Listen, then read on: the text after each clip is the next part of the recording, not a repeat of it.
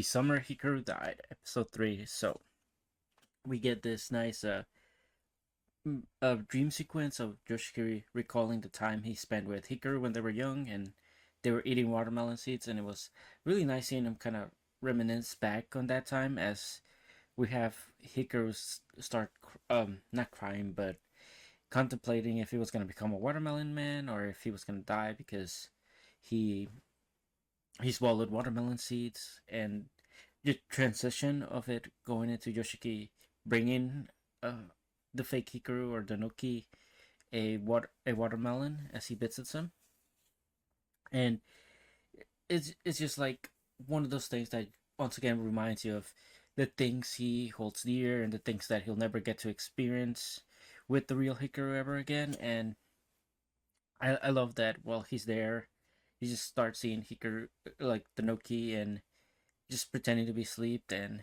there's sunflowers just like blooming in the back. Like you'll see them from time to time, and at one point they start like you see a transition of them withering, which is like really nice nice way of like saying that Joshiki's sunshine has been like gone for a while now. Like sunflowers kind of represent the sun, and sun kind of represents everything there that he loved and held dear, or like something that shone a light on him, and now that person's no longer there. So like the sunflowers withering away is kind of like him finally not coming to a realization that he's been in denial this whole time. And once he's there with the Noki or the fake Hikaru, he's like no longer okay acting like everything's okay.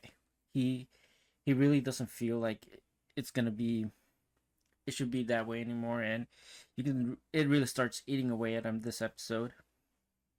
And he he knows that whatever this Noki or fake Hikaru is telling him is exactly how the real Hikaru felt, and that makes it even worse because it's like one of those things where it's like he should have been the one that told me how he feels. And he's like, and because he never got to tell me how he feels, I never got to tell him how I feel about him.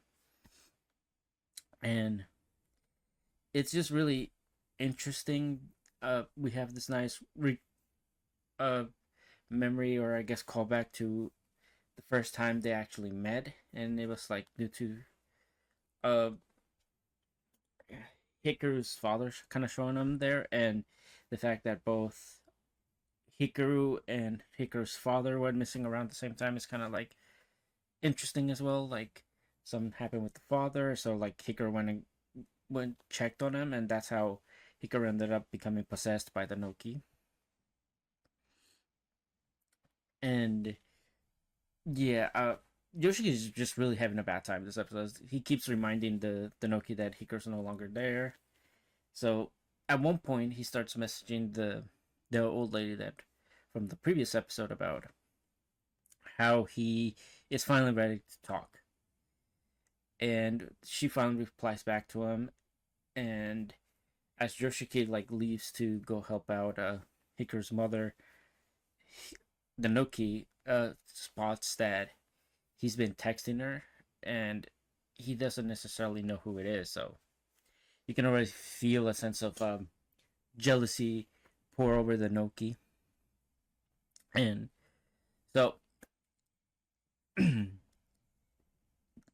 Yoshiki kind of goes to meet this woman downtown, and they get to talking about like what's happening, and like thanks for like reaching out, and she lets him know that everything Yoshiki is doing to himself is just punishment, and it is time he stops punishing himself for Hikaru's death. Kind of reminded him that the Hikaru is no longer here, so like there's no point in staying close with this Noki or fake Hikaru, as it is only going to continue to keep hurting him and hurting him. As I think she also mentions that it's in the same way as she is, because she also lives with a monster essentially. I think her backstory was a bit like it's a bit dark, but it's something to do with like the daughter and the father, and it pretty much implied that the father made their their child disappeared. And yeah, it's one of those things where like we just see instead of Joshiki kind of accepting Hikaru's death, his denial, which is the name of this episode, was kind of like his way of escaping that reality, and it it not necessarily made it easier for him, but it did give way for him to cope. And she also talks about how like she always felt this distortion that was coming from the mountain, but all of a sudden one day it no longer was there. And ever since she saw him with Danoki, or she saw Yoshiki with Danoki, it that's where like she started feeling this distortion start to be there, because now it seemed like Danoki was the one that was keeping all the other strange things that were at the mountain at bay, but now that it's no longer there, things have become a bit more distorted and a bit more weird in town. And this it's just really goes to tell that he really wants to help out Joshi. Like she was the first person that really tried to help him and try to make him realize that he's trying to cope with his lover's death, and it's not something that he should keep on doing. So the next day when either Joshiki and Hikaru and the Noki are at school, Joshiki decides to avoid them, and at one point it's like the end of the day and it's just raining, and Joshiki stays behind in some random class. When a girl shows up to tell him like, "Hey, Hikaru's looking for you," he's just like, just tell him to go lie for him for me and don't let him know where I'm at. And eventually, the Nonoki kind of like notices, figures out where Joshiki is, and asks him like, "Hey, what's happening? Are you mad at me for something?" And he this is where Yoshiki kind of like pushes him back, tries to take out his takes out his frustration on the Noniki, and the Noniki kind of comes to a conclusion like, "Oh, you're just behaving this way because I'm not the real Hikaru." And it's like, "Am I?" And then it comes to like, "Am I not enough?" And so Yoshiki's he finally like gets the realization that he no longer wants to keep doing this, and you kind of see it reinforced with like this nice transition of like this not snapping, or like this line snapping. So like that just means that this whatever was holding these two together up until this point kind of is no longer there, and Yoshiki's now seeing it for who it is, but at the same time he can't.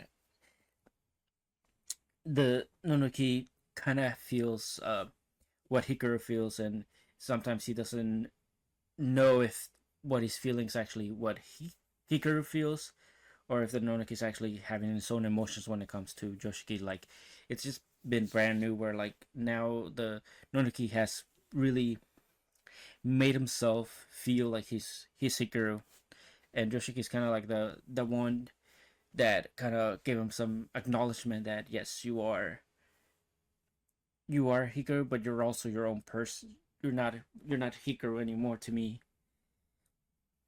And there's this like scene where like he kind of attacks Yoshiki, and it's very like it's it's it's very like powerful. It's, Yoshiki's kind of wondering whether it's like it hurts him or if it feels good, or it's kind of like allegory.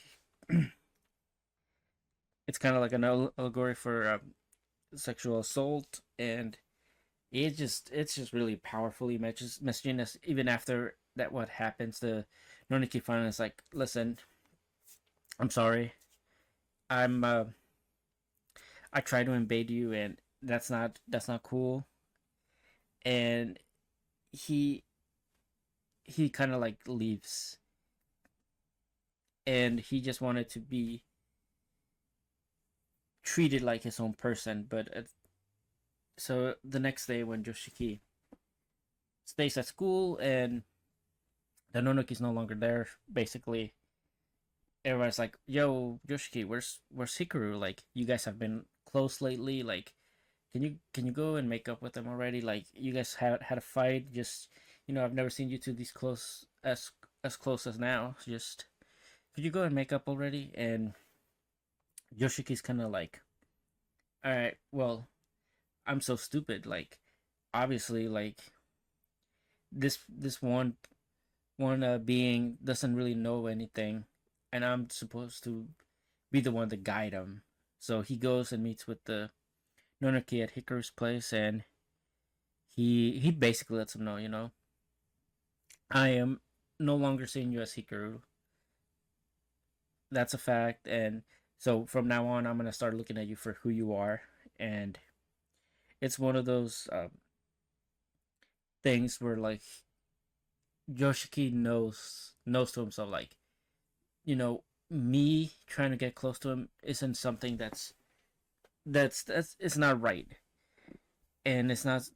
But it almost feels like he knows all the warnings are there, but refuses to acknowledge them because of the thrill that he's experienced so far with this Nonoki.